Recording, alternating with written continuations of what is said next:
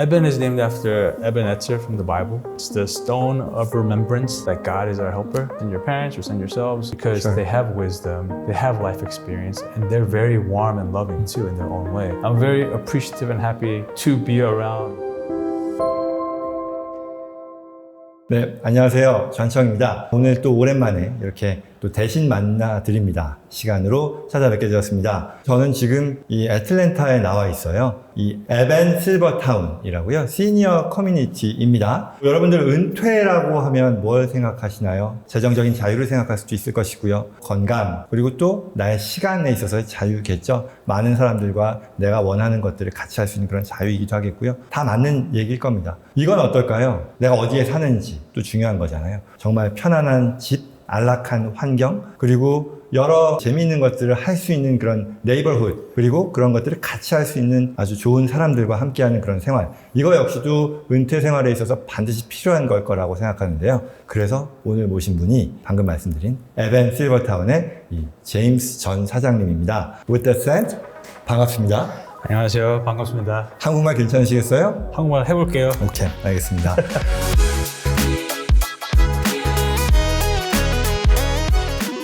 우선, why don't we start by you telling us about yourself and your story, how you came this route so far and what's your goal eventually, and all that. Sure. So my name is James. 안녕하세요. I was a real estate developer and construction general contractor out of New York City. When one day we had a partner that came and invited us to look into developing a senior living facility for Korean Americans. Okay. At first, I was not on board. I did not want to do this. I wanted to build condos and apartment buildings in New York City. My father said this is something that is necessary for the Korean American community. Okay. And he asked me to really consider deeply if this would be something that I would consider doing for the benefit of Korean American seniors. He thought it was going to be something that is sorely needed, that would be good from a business perspective, but also from a societal benefit. And so after much discussion and much thought, we decided to come and do this project down here in Atlanta. Part of our beliefs were to give back to our community and also to shine a light to the world. Okay. And so we built this community to really, for a place for Korean seniors to come and find rest, refuge, a sanctuary, so to speak. Sure. Right now, after we've built the facility, we're at the point where we're trying to operate it in a way that reflects our initial reasons for getting into this project, which is to really bring benefit to the people that may come and live here. And we're trying our best every day to make sure the seniors that live here feel comfortable, feel loved, feel known. We want them to know that, hey, you can come here and people will understand you, people will care about you, people will love you, and hopefully you can do the same to the people that work here and also for other residents. I see.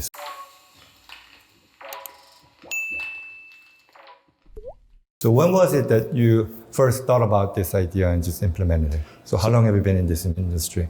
The first thought that came to this wasn't actually our own. It came through a partner. He later dropped out of the deal. He was trying to find a place for his mom. He and his three brothers, so altogether 4 sons, had a mom with dementia, and there was no place for her to go. They put her into a senior living facility, and after 3 days, the executive director said, come and get your mom, she's gonna die at this rate. And he went there and said, what's going on? And basically, she couldn't talk to anyone because she could only speak Korean. And as she was losing her memory, her English capabilities went down. I see. And then she didn't enjoy any of the food.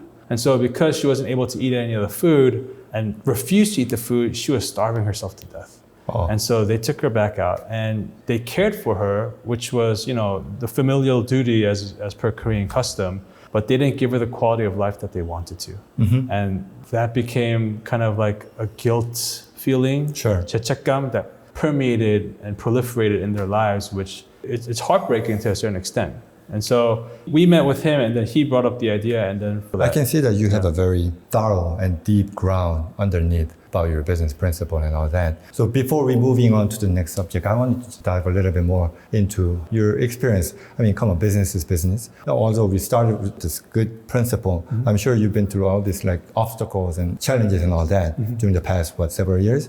So tell us just more about that. What have you experienced as a challenge, and especially in terms of how that helped you to restructure or make this firm become what it is today? So many obstacles. First, we went into this deal with the partner and he was supposed to bring up half the funds. We were supposed to bring half the funds and his half decided to bail out at the last second. Oh. And so we had to figure out and find new investors to fulfill the other half to make it work. And then coronavirus hit. Yeah, that was so COVID hit and we had to build in a time when building material prices were going up and down because of supply chain issues. Sure. And, for some reason, housing prices skyrocketed and then, it was hard to get labor and all these different things. So we went through a lot of challenges just building it. When was it again? Like COVID hit like 2020. And then so coronavirus hit in 2021 and then we finally completed the building in 2023. So we started building this in 2021. But then during 2020 is when we're trying to get financing with the banks.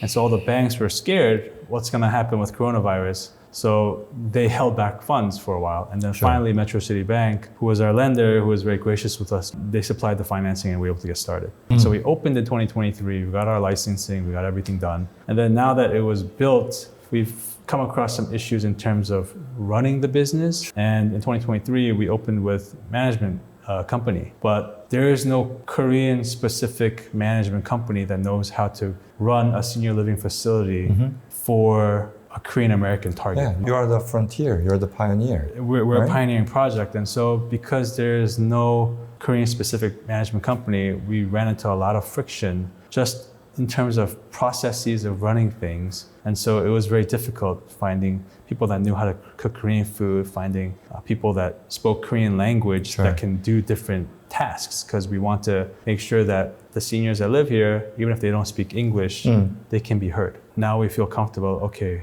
we're running this place. We're trying to really make it known that, hey, we're here, we're doing this the right way. Korean American people, send your parents or send yourselves, come here, you guys can find a sanctuary here. Yeah, very good.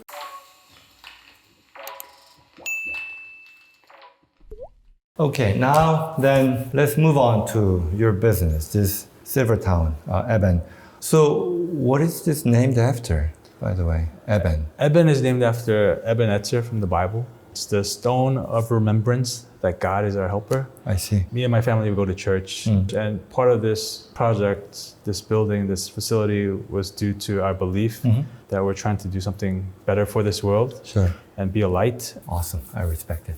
So you earlier mentioned that this place is specifically valuable or providing much value for the Korean community, Korean American community. What would you say that makes this place differentiated in terms of providing all these quality services to Korean American people? There's many facilities that can do the same thing, but not for the Korean American seniors. They could go to any facility, they'll serve them 3 meals a day, they'll have caregivers, they'll take care of them when they need to. But it's about feeling like someone knows you and about feeling that this person really understands you. Right. I think part of that is just sharing a background. It's like when you're with your high school friends, even 20 years later, you still have a connection, even if your lives have gone far apart, because at one point in your life, you guys were so close.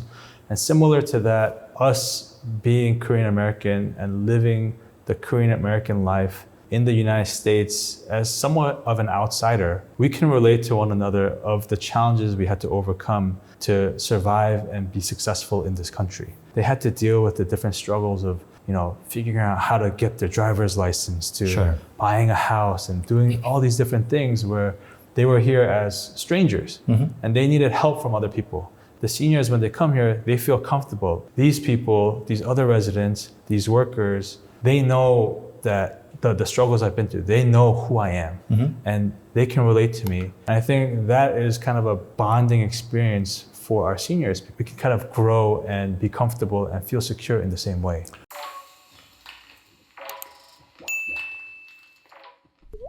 I'm sure they feel comfortable. They feel like they're at home by just seeing all this, familiar environment. Do they appreciate you much?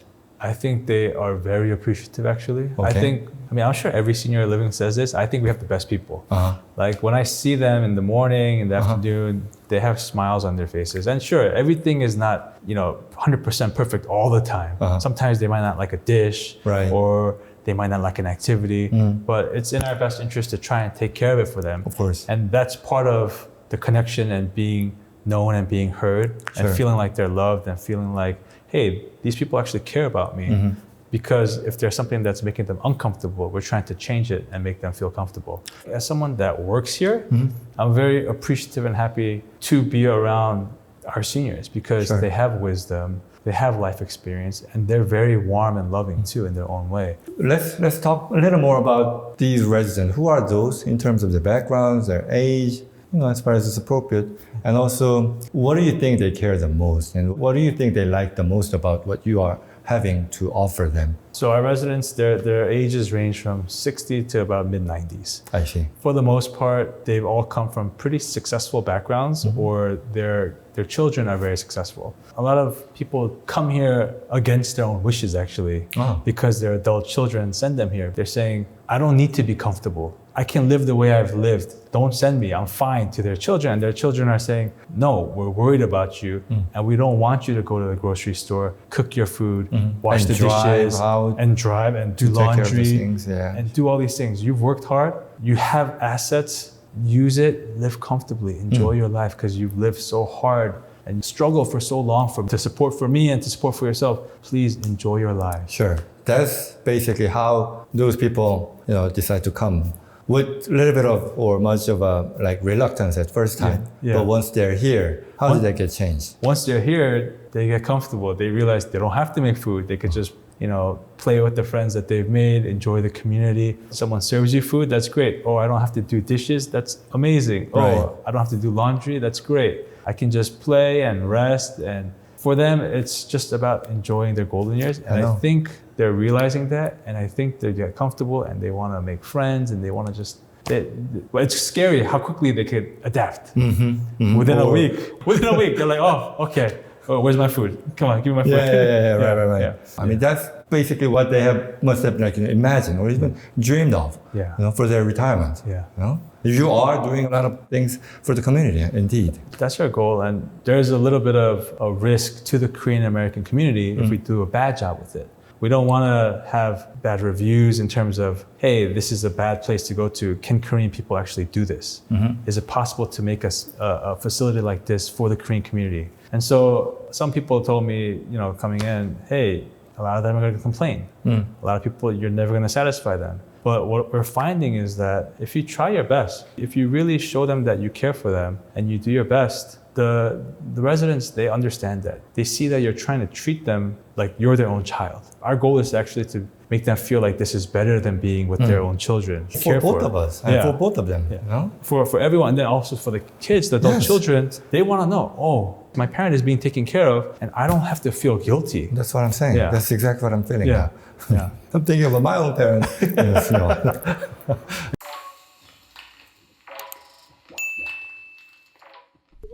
Anyway, so now then let's change the subject a little bit. So, there are apparently Korean American 어르신들, that may consider going back to their own country, like Korea, because obviously they do in Korea have the similar type of, retirees community. We call them Silvertown or whatever you call it.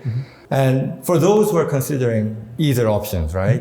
What would you say to them? I think if they can go back there and they love it, that's great.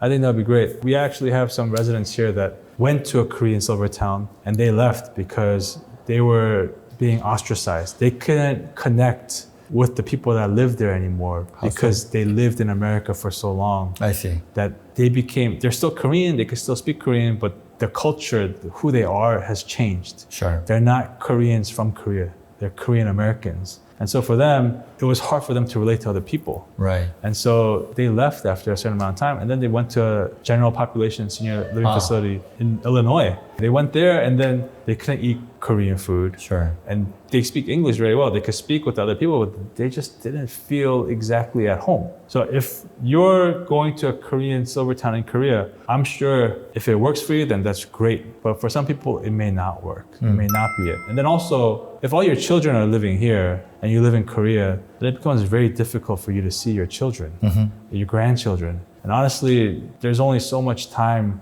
where grandchildren are going to want to spend time with their grandparents. Right. There's a small gap of time when they're young, and then when they go through teenage years, they're not going to want to spend time with 할머니 and 할아버지. And then when they get older, they might want to spend time with 할머니 and 할아버지 again. But you know, in terms of that, you want to kind of be close enough to your family so you can spend time with them. As a Korean's perspective, I mean, sending their parents to this senior community may not be the best idea to them. So how would you help them to overcome this type of guilty feeling? Do you have any any program where families, like especially some holidays, get together and spend time together and have a good experience together? Yes, of course. We try to have certain activities or days where we welcome families to come in and spend time with their loved ones. And then all the families could get to meet other families as well. But really the facility is open for family members to come whenever. Yeah, I saw that there is a temporary housing. Their grandkids, kids are coming over the weekend and they're able to use. There are guest rooms where they could stay, and visit with their grandparents. We don't block family members from coming to see their family. We have some daughters that come and visit their parents after work, maybe 3 or 4 times a week. And for them, it's normal. And so they can live close by and visit their parents where they don't have the burden of preparing their food and knowing that they're taken care of, that they're, being taken care of in terms of activities and socially, and also in terms of medicine and all of these other things. But instead, they just come and they spend time with them. And so we're trying to eliminate the guilty feeling of, oh, I should have my parents live with me because that's what we did 100 years ago. But that doesn't make sense because 100 years ago, you weren't taking your kids in a minivan to soccer practice and then piano practice and then swim practice. And now in America, it's different. You don't have time to do all that, and you don't have time to cook dinner and provide for your mom or dad to go to this other place and take them this place and that way. It was that way long ago in Korea because everyone lived in the same village and they could work inside the village and it was easy to do that, but now it's a little bit different. And so I would encourage the adult children to send your parents to a place like this, even if it's not this place, but if you could find another place that works, just to not feel guilty because you'll know that, oh, my parents are taken care of and I can spend time with them. I mean, I would encourage that you still spend time with them in a rich way so that you get to know your parents and continue to love on them. But it doesn't have to be that you're showing love by, washing their clothes and doing their dishes and things like that. So.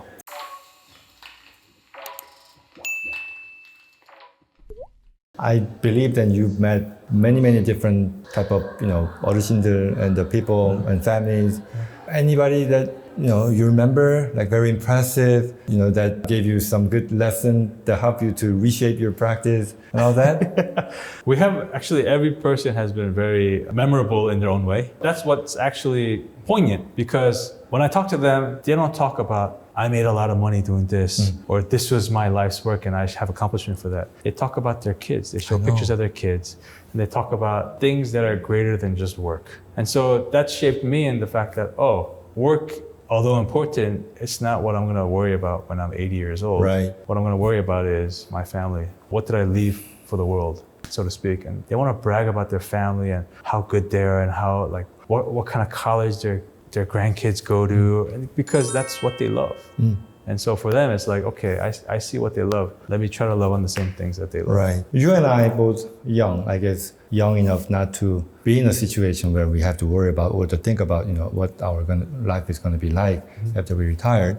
But I'm always wondering, what would be the essential ingredient, so to speak, a happy retirement? There's a bit of both of practicality and also, preparing for retirement. It's just very much of a cliche, but money is not everything, but it is important factor for your happy retirement, obviously, yes. For those who are considering coming to this community but haven't decided yet, do you have any words for those? I would say if you are curious and you would like to try it out, we do have experience stays. Nice. So they could come here, stay for a few days, up to 2 weeks, feel it out, see what it's like. If they Sure. like, they could stay here.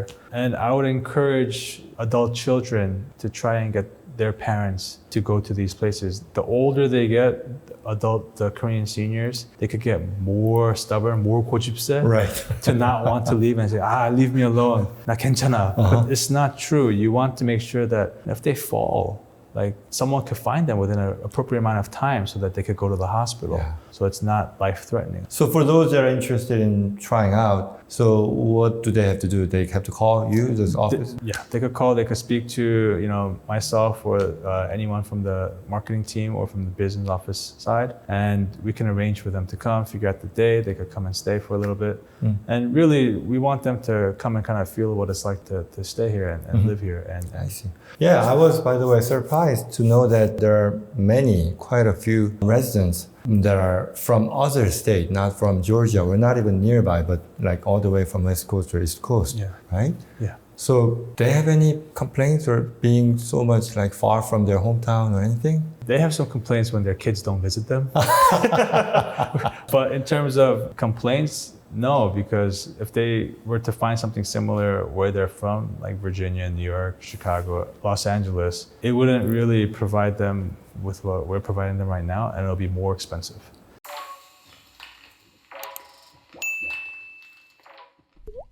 From a practical standpoint, what convenience or what benefit do all residents do all residents get from the service here? They get 3 meals a day. They have 24/7 caregiver care so that they're always watched. We check up on our residents every 2 to 3 hours to make sure that they're okay, that there's nothing wrong, that they're not spiking in fever, that they didn't fall. We provide weekly cleaning of their rooms and bed linen changes. Yeah, I visited, some of the residents' house, the unit, and they're super clean. And they don't really do the cleaning themselves. No. Wow. Yeah. And then we also provide laundry and then medication management. And medication management is important for seniors that might be in the early stages of dementia or just forgetful. Because if they take medicine pills from a bottle and they already took it, they might forget that they took it. And so it's better for someone to manage it for them so that they're not overdosing on their meds or underdosing. So we have medication management to provide, hey, please take your meds, and they'll provide it for them. Plus all our activities. It's included, transportation is included. So we're here to make it easy for them to live. Like they're not worried about a burst pipe in their own house. That's for us to take care of. They're not worried about the electricity going out. We're gonna take care of it. In a nutshell, it's like a stress-free living condition. That's what we're trying to achieve for them. I see. So whichever option they prefer to, having, they can get that at a discount price because they're the subscriber or the viewer of this program? Definitely for John Chung attorney subscribers, we will have a discount. I'm glad to hear that. It's being recorded, let's make it clear. You're an attorney, I don't mess with that. Especially, I know this is really impressive. You're really doing a great job for the community. And I hope you just continue to be successful in terms of business as well as your community service as well. So what do you think? What's up next for you? I would like to say I know for certain, but my immediate concern, my immediate objective is to make sure this place has the right culture and is run the right way first. Okay. And once it's built up, some people have been asking, can you make one somewhere else? Make one in Virginia, make one in New York, make one in expansion. We'll get to that when the time comes. If it's to happen, if it's meant to be, kind of, so to speak. But in terms of immediately, we just want this place to kind of reflect what our investors, owners want it to be. Thank you very much for your time, James. I'm sure the viewers must have found it very informative as well. Thank you very much. Thank you.